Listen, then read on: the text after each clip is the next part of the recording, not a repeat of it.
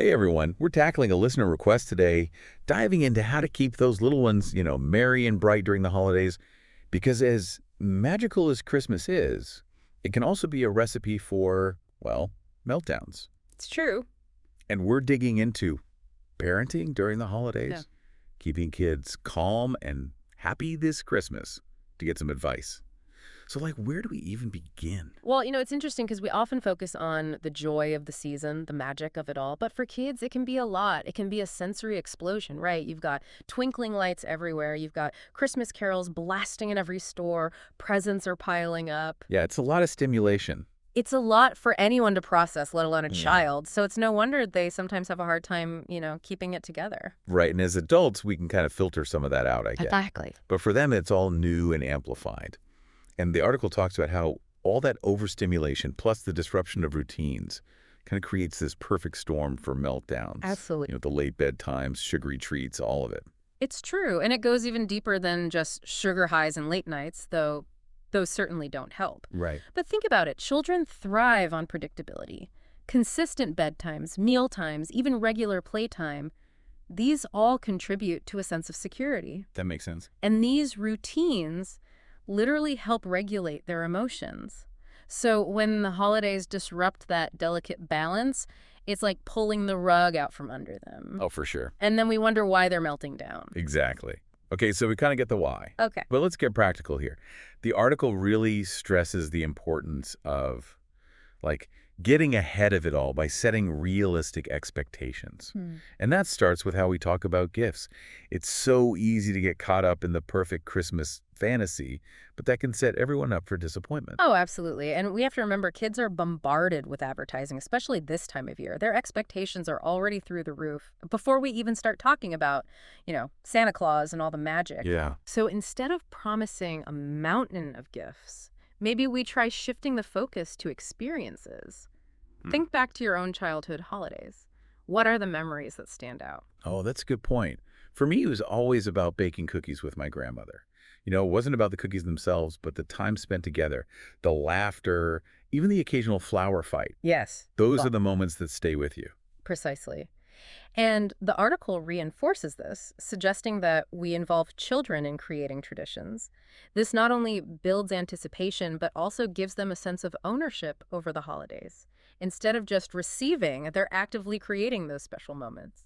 So it's instead of a mountain of toys they might forget about, it's about family game night, volunteering at a food bank, or even just cozying up for a holiday story time. Those experiences that build connection and create those lasting memories. Absolutely. And let's not underestimate the power of a good countdown. Oh, yeah. Remember the excitement of those paper chains or advent calendars? It's about making the anticipation concrete, manageable. Each day is a step closer to the celebration, and that in itself can be incredibly calming for children. That's such a good point. It takes the pressure off of when is Christmas and turns it into this fun daily ritual. Right. And while we're talking about preparation, the article also talks about being upfront with kids about holiday plans, those parties, family visits, the whole shebang. Yes, transparency is key here. Children thrive on predictability, and even knowing what to expect in a day full of surprises can ease anxiety. I mean, imagine if you were constantly being whisked off to different events with no warning. Oh, yeah. It can be overwhelming for anyone, even adults. So we've talked about setting those expectations early, building the excitement gradually, and kind of giving kids that heads up about what the holidays will actually look like for them. Yes. It's we're creating this roadmap instead of just hitting the gas and hoping for the best. A roadmap. I love that because it's about giving them that sense of agency, even in the midst of all the holiday excitement. And that feeling of control can make a world of difference when it comes to, managing the meltdowns. Yeah. Because, and let's be honest, as prepared as we might be, those big feelings, they're bound to bubble over at some point. Oh, absolutely. You can practically set your watch by them. Right. But, I've caught myself, falling into that trap of trying to reason a child out of a meltdown. Oh, yeah. It's just a candy cane. Why are you crying? Oh, it's so tempting to go there, isn't it? Yeah. But, as the article points out, when a child is in the middle of a meltdown, logic and reason have taken a back seat to pure emotion. Yeah. The part of their brain that processes emotions is basically in overdrive. Okay. And the part that's responsible for rational thought, offline. So what can we do? Because, Sending myself to time out whenever they have a meltdown, not exactly practical, I hear you. although tempting some days. Very So tempting. what can we do instead? Well, the article emphasizes the importance of kind of shifting our approach. Right. Instead of trying to shut down the meltdown, we need to shift gears and focus on acknowledging their feelings. So instead of stop crying, Mhm. it's more like, hey, I see that you're really upset about this. Exactly. It's okay to be frustrated. Yes, it's about validating their emotional experience, even if we as adults don't fully understand it, because to them, that candy cane mishap might feel like the end of the world. Yeah. It's their world. It is, and it's so easy to forget that. Right. And it makes so much sense. It's about like connecting with them on that emotional level before even attempting to, solve a problem. Exactly. Kind of like, that we need a minute to decompress after a stressful day before we can even think about tackling anything else. Precisely. And just like we might crave a quiet space after a long day, the article talks about actually creating a designated calm down corner for kids. Oh, yes. So like a cozy nook with their favorite blanket, some sensory toys, maybe a calming picture book or two. Exactly. It becomes their safe haven, a place they can go to kind of de-escalate when the holiday energy just gets to be overwhelming. That's a good idea. And the key here is to introduce the space before the holiday chaos kicks in. Well, that's smart. So it's familiar and welcoming when they need it most. Because, let's face it, sometimes the best way to deal with overstimulation is to just kind of, like, escape it, even for a few minutes, right? Yeah, absolutely. Sometimes you just need a break. Yeah. And the article reminds us that, sometimes the simplest solutions really are the most effective. Like what? Fresh air, physical activity, these are like magic potions for resetting those frazzled nerves, and that goes for both kids and adults. Good point. It's true. I'm picturing like a snowball fight instead of, arguing over which cookie cutter to use. Right. That's a holiday win in my book. Absolutely. And while we're on the topic of creating those positive holiday experiences, let's talk traditions. Because these go beyond just managing meltdowns, traditions are really what make the holidays magical. It's funny, isn't it? We spend so much time stressing over creating the perfect holiday experience. We do. But often, it's those simple, unscripted moments that become the most cherished memories. Exactly. And the beauty of traditions is that they don't have to be elaborate or expensive. Right. It's really about finding those rituals that resonate with your family, those little things that you all look forward to year after year. For my family growing up, it was always about reading holiday stories together. Ah. We'd gather on the tree with our hot chocolate, and my dad would break out his best dramatic reading voice for, it was the night before Christmas. I love that. It wasn't fancy or anything, but it was ours.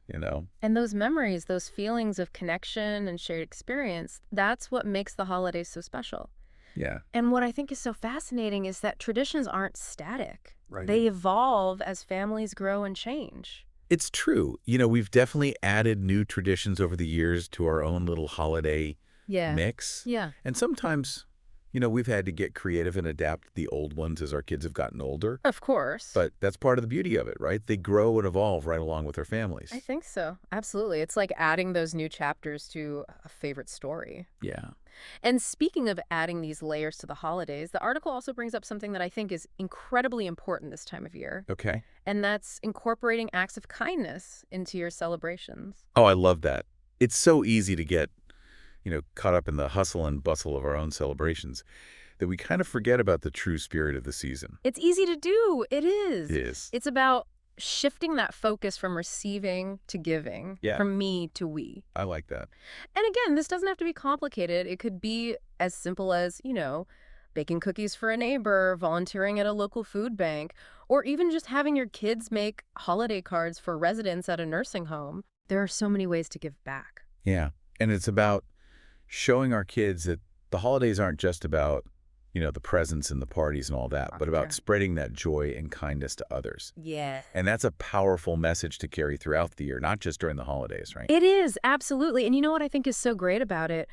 When children are actively involved in these acts of kindness, it adds a whole new dimension to their understanding of the holidays, That's a good point. It's no longer just about what they receive, Right. but about what they can contribute. Exactly. And that's pretty powerful. And who knows, maybe those acts of kindness will even, spark some new family traditions along the way. I love that idea. I hope so. Me too. As we kind of wrap up this deep dive into creating a calmer, more joyful holiday season, I keep coming back to this idea of empowerment, Okay. empowering our children. How do we do that? Well, instead of just focusing on how we as parents, as adults, can manage their excitement and prevent those meltdowns, what if we kind of flip the script? Oh, I see where you're going with this. What if we actively involve them in the process? Oh, I like that. So instead of dictating what the holidays will look like, we give them a voice. And a choice. Exactly. It could be as simple as having a family meeting to discuss expectations for gifts, or letting them choose a family activity, or even, like we said, an act of kindness they'd like to be a part of. Yeah, it's about shifting from that, managing to collaborating. Yes. From like dictating to empowering. Exactly. And who knows, maybe, just maybe, by giving our children that sense of ownership over the holidays, we might all discover a little more peace and joy amidst, well, the whirlwind that is the holiday season. That feels like the perfect note to end on. I love that. It does, doesn't it? It does. It's all about finding that peace. From decoding those holiday meltdowns to creating lasting traditions, we've covered a lot of ground today. Yeah. And, most importantly, we've really explored how to move beyond just surviving the holidays, but truly savoring them. Because at the end of the day, that's what it's all about, right? Creating those memories, those moments of connection and joy that'll stay with us long after the last of the decorations have been put away. And hey, who knows, maybe we'll even manage to stay off the naughty list ourselves. Here's hoping. Until next time, everyone, happy holidays. Happy holidays.